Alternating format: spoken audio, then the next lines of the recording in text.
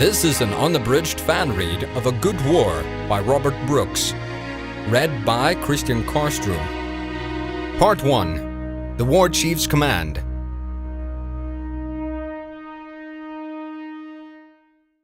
His son lay still. He had died weeks ago, but only now he was at rest. "I am afraid for him." "Do not be," Saurfang had said so long ago. He knelt on the cold, unyielding stone floor of Icecrown Citadel and gathered his boy in his arms. "They are changing our children. They have changed you." "The warlocks gave me a gift. I was once powerful. Now I am the whirlwind," he had said. "I am war itself. I shall bring glory to my people until my dying day." How strange those words seemed now. How tainted. He lifted his son's body and carried him from the citadel. The eyes of dozens of champions lay upon him. Both Horde and Alliance soldiers stood aside. Some offered silent salutes, honoring him in his grief. "Our son must not follow your path. Keep him in our world, my love. He will be safe, untouched."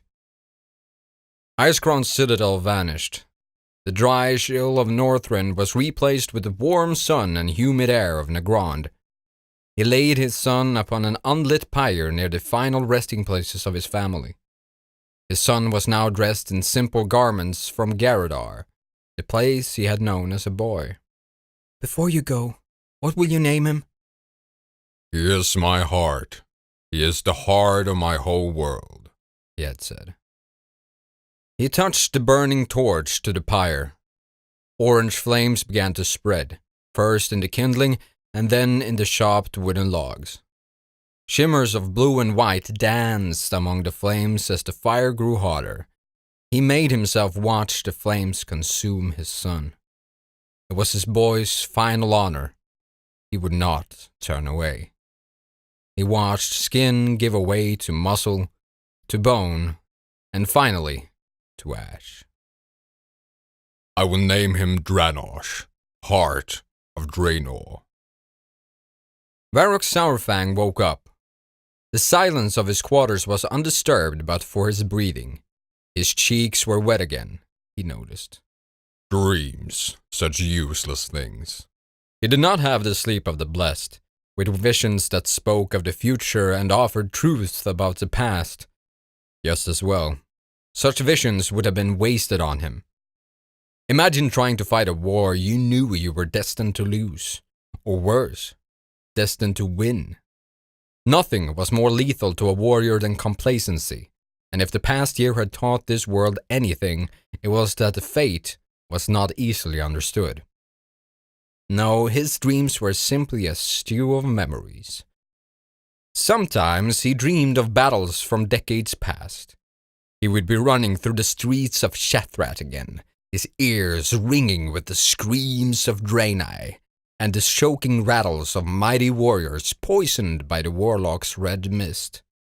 He would chase down humans in the streets of Stormwind, feeling his skin warm as the entire city burned. He had delighted in those slaughters. The corruption pulsing through his veins had made them a joy. There had been no thought of dishonor, no hesitation at spilling the blood of innocents. The regrets came after waking. He would feel daggers of shame buried in his middle, as painful as the day he had been freed of that corrupted blood. He did not hate the pain. He welcomed it. He had earned it. It weighed upon him heavier with each passing year, but he would bear it silently, honorably, and without complaint as penance for his wrongs. It was a small price to pay for survival. As a young orc, he had expected a quick, honorable death in battle. These days, he wondered if he was cursed to outlive everyone. He rose from his simple bedding and stood at the window that overlooked Orgrimmar. Dawn was still many hours away, and the night's chill surrounded him. A sudden stir of shouts came from the south. He craned his neck out the window to catch a glimpse of the main gates leading to the deserts of Durotar. His quarters were in one of Orgrimmar's highest towers, giving him a wide view of the city. He had awoken countless times over the past year to screams and alarms. The Burning Legion's invasion of Azeroth had touched the entire world. Demons had tried to crack open the rear gates in Asherah more than once, and Orgrimmar had borne a heavy burden in victory. Today would not be so dramatic. He could faintly see movements near the gates. The only sounds were angry shouts of an officer of the Knight's Guard yelling at his subordinates. Another spy got away, Saurfang guessed. Alliance sightings had become more frequent in Orgrimmar over the past few weeks. The war chief had recently humbled Stormwind's king, Anduin Vryn, so the boy had unleashed an infestation of spies across the city. So many that it forced the guards into paranoia. It was a clever tactic, especially since the spies kept their daggers sheathed. Killing Horde would have sparked anger and brought the two factions closer to war. But just watching the Horde evading capture and successfully doing so for weeks on end. Even the dumbest peon understood the message. You cannot go to war. We know every move you make, and we will be ready. Sylvanas Windrunner hadn't taken the bait. If the war chief had unleashed her best spy hunters upon Orgrimmar in the numbers she would have needed to root out the Alliance spies, many lives would have been lost, and not in a manner she could use to her benefit. So, she had done nothing. "Watch us all you like," was her response. "You're wasting your time." Saurfang approved. The seasons of war would come again eventually, as it always did. No reason to rush. He went back to his bedding. The war chief had asked to speak with him today. He would need his rest. Saurfang left his quarters at dawn to inspect the city. The sun had risen well above Orgrimmar's wall by the time he reached the Valley of Honor. It was busy today. The monks had a new batch of students to train. The Pandaren leader, G. Firepaw, was demonstrating a form of unarmed combat. Firepaw smiled at Saurfang, offering a small salute without interrupting his form. Saurfang saluted back, rapping his fist against his chest, and walked on. The rear gates were already open to merchants and travelers from Bilgewater Harbor. A new shift of guards had just taken over duty. Lots of sightings again, reported an orc with a ragged scar on his hand. "Spies," spat a goblin with a pair of daggers cradled on his lap. "Love to get my hands on one of them." Saurfang left the rear gates and toured the northern cliffs, where all seemed well.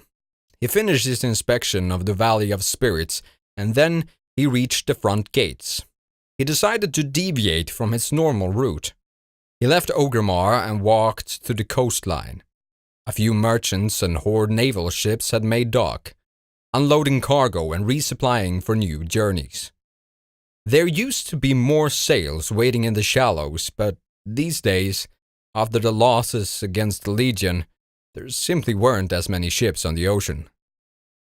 Saurfang marked a dark figure creeping along the top of the battlements, following him to the ocean. I see you, he muttered to himself. In broad daylight, a spy would have difficulty leaving the city walls without being seen.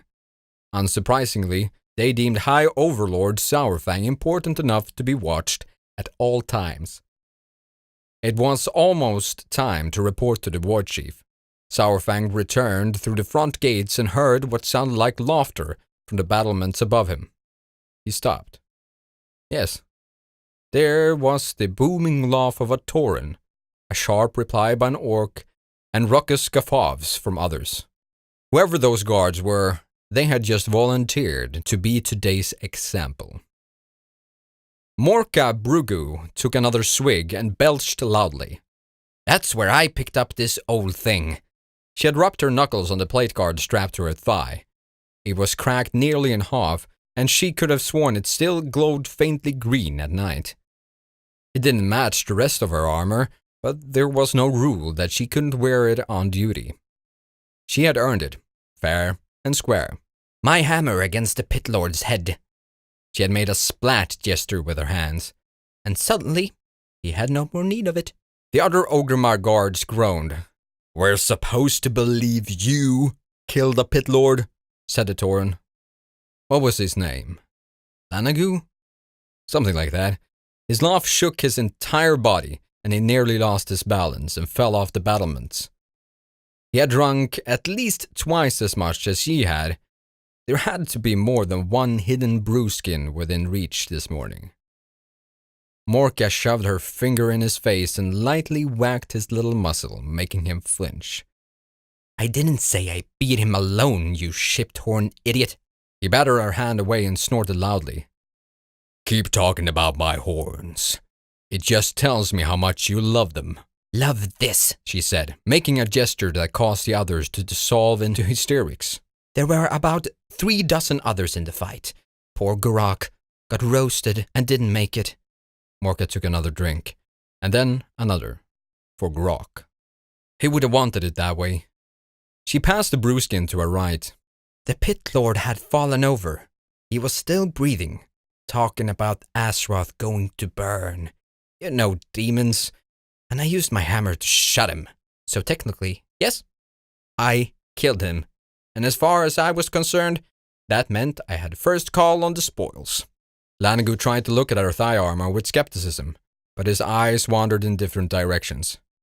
He had definitely drunk too much. That plate couldn't have fit on his legs. His legs were as big as your house. She wrapped her on her armor again and grinned. This was on his finger. My mate's a smith, so he reshaped it a bit and... What are you blasted fools doing? The roar wiped away every word Morka had been about to say. She should have been terrified right down her middle, but her middle was filled with brew. She turned toward the ladder with a huge smile. She had recognized the voice, after all. High Lord Sourfang, good to see you, she said. She was dimly aware of alarm bells ringing within her mind. She was drunk while on duty, and that was probably a very bad thing. But the hero of her favorite war story stood before her. The battle at the crossroads, she said. I was there with you. Victory against the Burning Legion. For the Horde! She shouted the last at the top of her lungs and was pleased to hear the echo bounce back all the way from the cliffs of the edge of the Valley of Strength. She was less pleased that none of the others had joined her war cry. They looked scared. Even Lanagas, or whatever his name was. And then she finally saw Sourfang's expression. Truly saw it. The crossroads, Sourfang said quietly. You were there? Yes, my lord. She slurred her words only a little bit. Did you travel to the Broken Isles? No, my lord. Did you storm the tomb of Sargeras? Did you join the fight on the Legion's homeworld? Sourfang's voice was rising. I wasn't invited. Morka hiccuped and added nervously, My lord. Sourfang moved toward her. You weren't invited? You need an invitation to do your duty? Then consider yourself formally invited to stay sober when guarding Ogremar. He shouted directly into her face. Morka did not even dare to blink. Sourfang raised his voice even louder. Or perhaps you'd like to explain to the war chief why her guards are laughing and drinking while the Alliance spies make themselves at home inside our city walls. The words escaped Morka's mouth before she could even stop herself. To hell with the Alliance and their spies. They can't stop us from enjoying ourselves. Sourfang looked astonished. But was that a smile that flashed across his face? Impossible. Then perhaps I should ask them to take over guard duty. They can't possibly be worse at it. Sourfang snatched the brewskin from Morka's hand. He tasted the liquid inside and spat it out, looking offended. They'd at least know what good brew tastes like. I'd rather drink demon blood again. He flung the skin of the battlements and turned to one of the steel torch holders along the walls. They were only needed at night, but regulations said they had to stay alight all the time. This one's flame had gone out hours ago. Cold! How nice of you to provide a dark path for every Alliance rogue on the continent! Saurfang turned his back on the guards and bellowed loudly to the city of Orgrimmar, unlit torch held high. Isn't that right, Alliance? Don't they deserve some appreciation? A flame danced over the edge of the torch in his hand, caught for a moment, and then faded in the wind. Saurfang stared at it. Morka stared at it. They all stared at it. The flame came back and, for an instant, seemed to wave at him. Clear gesture of thank you. Then it disappeared, leaving nothing but a wispy trail of white smoke that somehow seemed mocking. Morka's eye went wide. There was an Alliance spy watching right now. There had to be. And they had just made fools of every single one of them. Saurfang set the torch back in its holder and took a deep breath. Morka closed her eyes. The speech that followed left her ears ringing. He insulted their ancestors, questioned the intelligence of their mates, and doubted the existence of their spines. He described their bodies as swollen with manure, yet flexible enough to perform impossible acts. He suggested that they all would have been better off dying at the Legion's hands than dishonoring his sword by surviving. He even lamented that they had not offered themselves up first to Sargeras when he had held Azeroth in his tender embrace, for the Dark Titan would surely have been driven away by their stench. His words would have passed down from generation to generation. Morka was certain of it. 1,000 years from now, her descendants would wake up in the night in a cold sweat, with the High Overlord's fury rattling inside their skulls. And then, when Saurfang's voice had turned to gravel, he told them they would remain up here for the next guard shift, and the next after that, and only after that would he begin to contemplate a suitable punishment. Then Saurfang left. The guards stared at each other numbly. Then they returned to their posts without a word, still swaying slightly, watching the road to the city. They were still alive only because shame wasn't lethal. Hours later, Morka realized Saurfang had never asked any of their names. Relief flowed through her. He wouldn't be able to assign them additional punishments after all. It was past time to meet the war chief. Saurfang walked back into the city, trying to keep a smile off his face. Orgrimmar guards drunk on duty. Appalling as a commander, but understandable as a survivor. Most of the horde felt exhilarated from the Burning Legion's defeat. They all should have died, and many brave troops had, but somehow, thanks to the efforts of some truly astonishing champions, their world remained free. It seemed only right to celebrate life when it so easily could have ended for everyone. Still, there was a time and place for celebration. Those guards wouldn't forget that again. He did not see anyone watching the entrance of Gromar's hold. That was odd, but not a concern. The war chief was more than capable of protecting herself. Saurfang had entered the war room. Sylvanas Windrunner was waiting for him, alone. That, also, was unusual. Only us, War Chief? He asked. Nathanos is outside, she said. He will make sure the Alliance cannot eavesdrop today. I did not see him. No, you did not, she said. He joined her at the large table in the center of the room, upon which lay a detailed map of Azeroth and its continents. Even the Wandering Isles had been drawn into it with a wax pencil. It seemed to be swimming toward the Broken Isles. The Pandaren explorers must have been delighted to hear that the islands were now safe to visit in the wake of Legion's defeat. Relatively safe, anyway. The map had other, more relevant markings. There were the last known locations for the Alliance fleets. No surprises that Saurfang could see, and a few locations where Alliance scouts and explorers had clashed with goblins near Silithus. The Alliance was keeping an eye on Horde's activities down there, but they had not made any aggressive moves to claim the region. Yet, none of the markings offered a clue as to why Saurfang had been called there. I have a question for you, High Overlord, Sylvana said. If I commanded you to destroy Stormwind, would you do it? Saurfang said nothing for a moment. He wondered if she was joking, or rather amusing herself at his expense. This war chief did not make jokes. I don't understand, he said. She drummed her fingers on the map as though she could crush the center of the Alliance military might with her thumb. She was not smiling. It's a simple question. Imagine that I order you to destroy Stormwind today. Would you do it?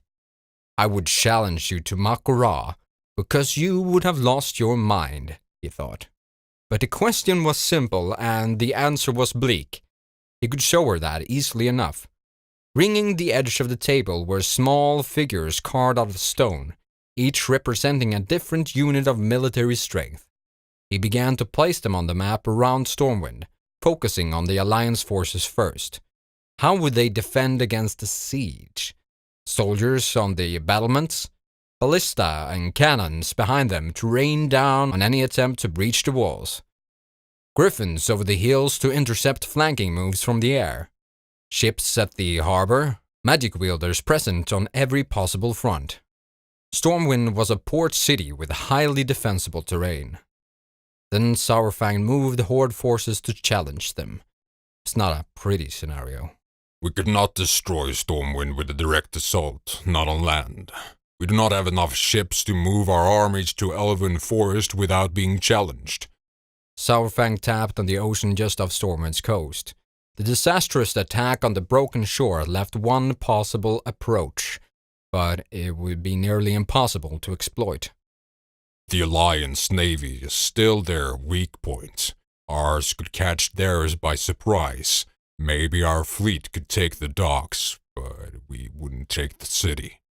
The Horde's fleet had been battered too. Even if they could overwhelm the Alliance fleet, debatable at best, they would still have the same problem as a land-based approach. Not enough ships to transport a suitable ground force to take and hold the city. Any landing assault in Stormwind would fail. They would take the defenses off the walls and send them to port, pushing us off, he concluded. I agree, Sylvana said. It would be a disaster. I have hopes that we will soon have an advantage over the Alliance at sea, but even so, our entire fleet would have to be committed to attack. Every other Alliance nation could invade our territories in retaliation, and we could not stop them. Knowing all that, how would you destroy Stormwind, High Overlord Saurfang? Saurfang kept a tight rein on his tone. Do you want me to lie to you, War Chief? To tell you that it's possible when it's not? No. Sylvana's glowing eyes pierced into his. Do not think of Stormwind as the first target. Think of it as the final objective. How would you get there? That sent a chill down Saurfang's spine. That is a long and bloody road. Loktar Rogar, she said. Anger flooded Saurfang's mind. He knew he wasn't hiding it well, but he didn't care. Are you so eager for another war after all we've seen? He slapped the stone figures off the table, and they clattered around the war room. His lips pulled back, baring tusks and teeth. It would take 1,000 battles, no, 1,000 victories, even to conceive of a total Horde triumph over the Alliance. The cost would be devastating. And what would the reward be? To spill some Alliance blood and burn some cities? Oh, how the Horde would celebrate as they picked through the ashes of the homes and loved ones they would lose in the fighting. You are not Garros Hellscream. Why do you want to throw the Horde into another meat grinder again? Sylvana's eyes did not waver, even in the face of his rage. If I dedicate myself to peace with the Alliance, would it last a year? Yes, Saurfang said curtly. How about 2 years? 5, 10, 50? Saurfang felt a trap closing in on him, and he did not like it. We fought side by side against the Burning Legion that creates bonds that are not easily broken. Time breaks every bond. Sylvanas leaned across the table. Her words flew like arrows. What do you believe? Will peace last 5 or 50? He leaned forward too, his face inches away from hers. Neither blinked. What I believe doesn't matter, War Chief. What do you believe? I believe the exiles of Galneas will never forgive the Horde for driving them away. I believe the living humans of Lordaeron think it's blasphemy that my people still hold their city. I believe the ancient divide between our allies in Silvermoon and their kin in Darnassus is not easily mended. There was a smile on Sylvanas' face. It was not a pleasant one. I believe that the Darkspear tribe hasn't forgotten who drove them away from their lands, she continued. I believe every orc your age remembers being imprisoned for years in filthy camps, wallowing in despair and surviving on human scraps. I believe every human remembers the tales of the terrible horde that caused so much destruction in the first invasion. And I believe they blame every orc for that, no matter what your people have done to redeem yourself. And I remember very well that I and my Forsaken were once loyal Alliance citizens. We died for that banner, and our reward was to be hunted as vermin. I believe that there will be no permanent peace with the Alliance, not unless we win it on the battlefield on our terms. And believing that, answer this, Saurfang. What use is delaying the inevitable? By the spirits, she is cold. Silence hung between them for a while. When Saurfang spoke, his voice had calmed. Then we should talk about preparing for the next war, not starting it today. We are, she said. You are the only living creature I know who has conquered both Stormwind and Orgrimmar, Saurfang. You say a direct attack on Stormwind is impossible with our forces today. Is the same true for the Alliance? Do we have enough natural defenses in Orgrimmar to repel such a surprise attack?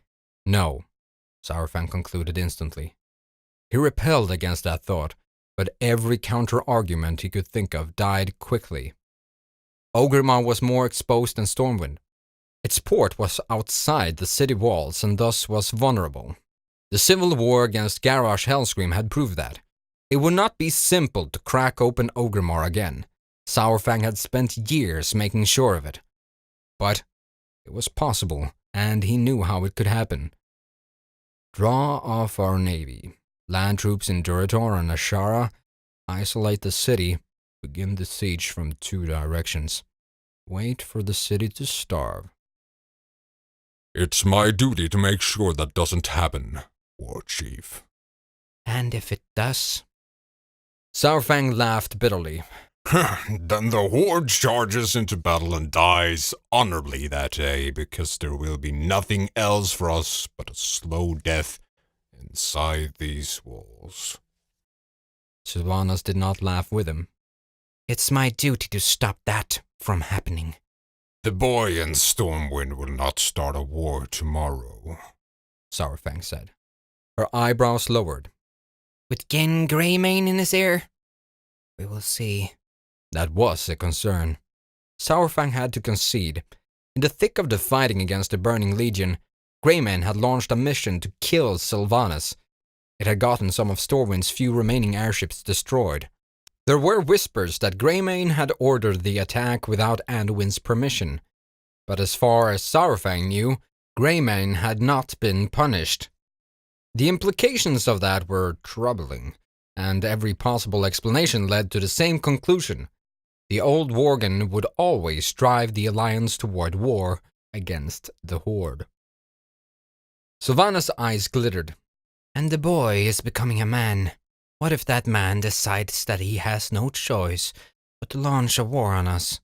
She pointed at the map, and there was a large marking in Silithus.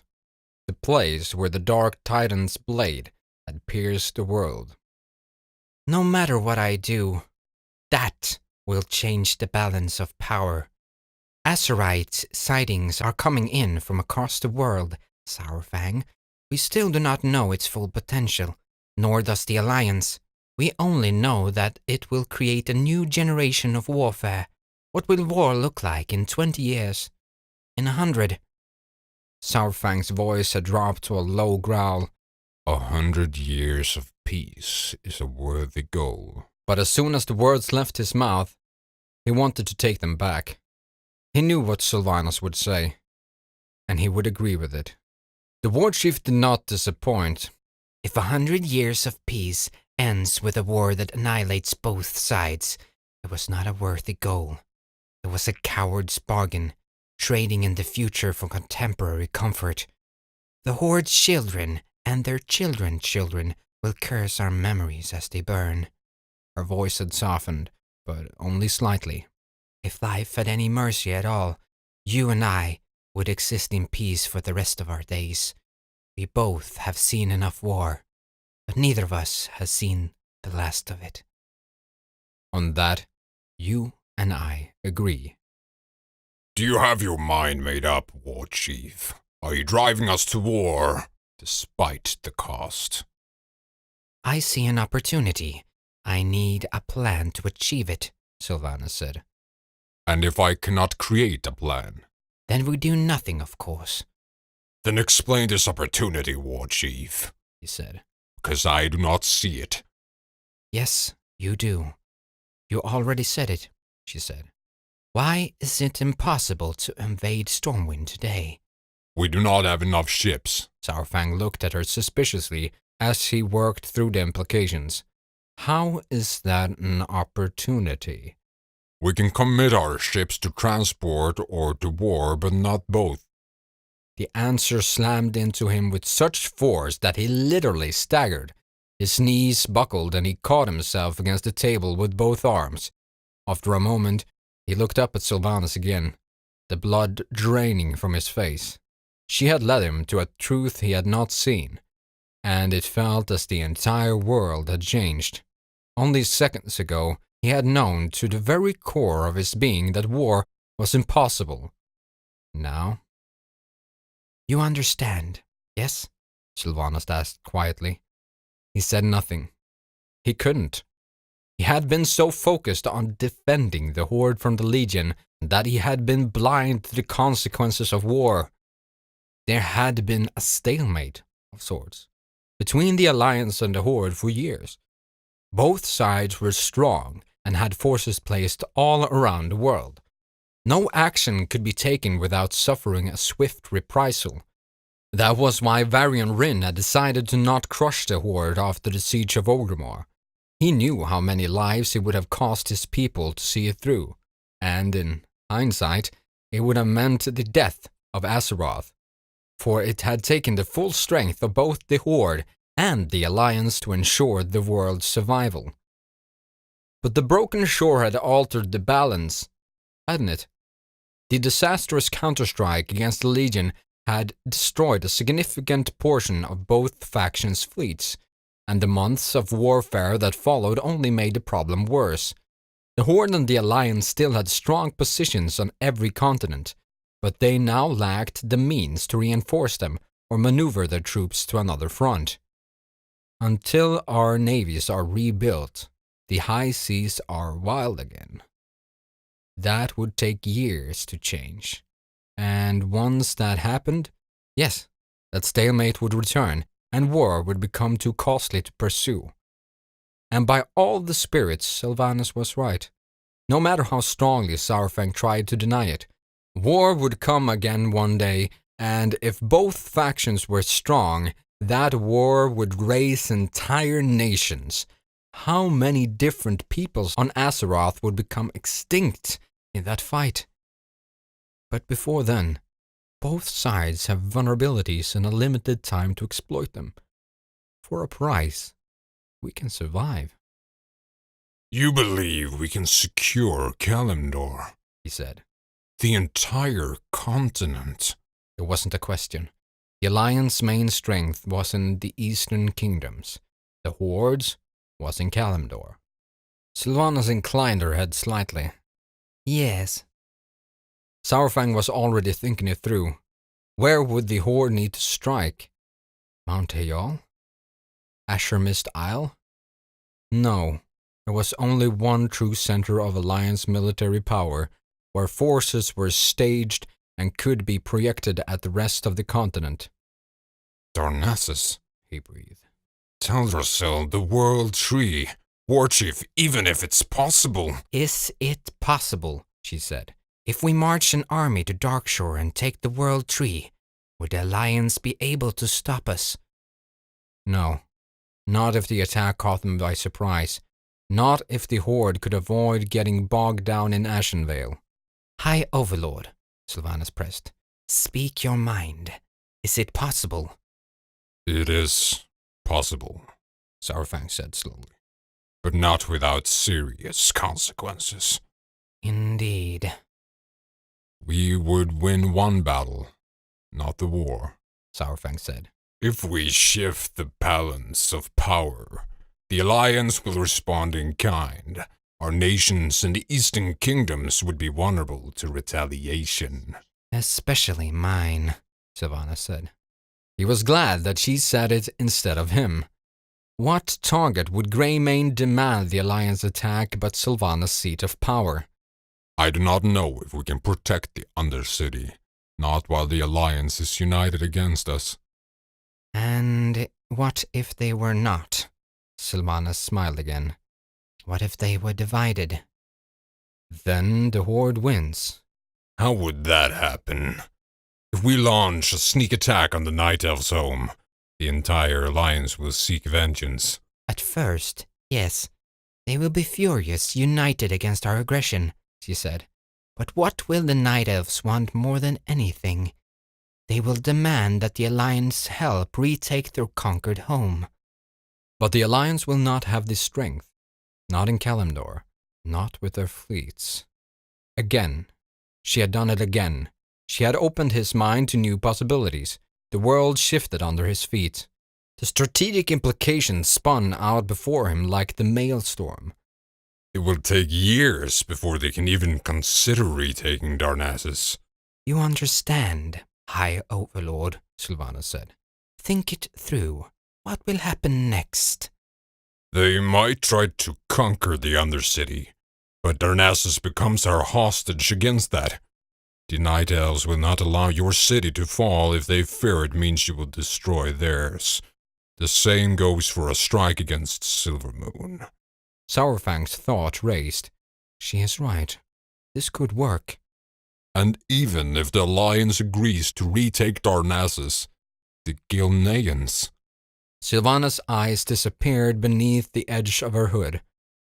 They lost their nations years ago. The Gilneans will be furious if the Alliance acts to help the Kalderai first, she said. The boy in Stormwind will have a political crisis on his hands. He is smart, but he is not experienced.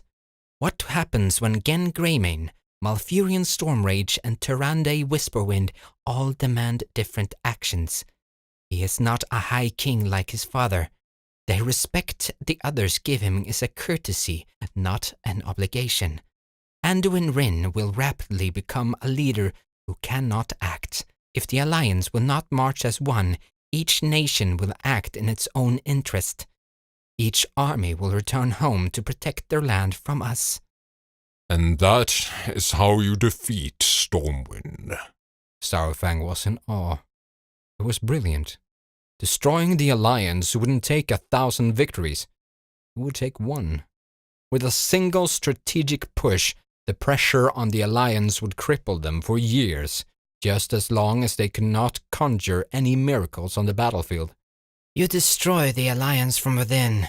Their military might counts for nothing if their members stand alone. Then we strike peace with the individual nations and carve them away from the Alliance, piece by piece. If you want your enemy to bleed to death, you inflict a wound that cannot heal.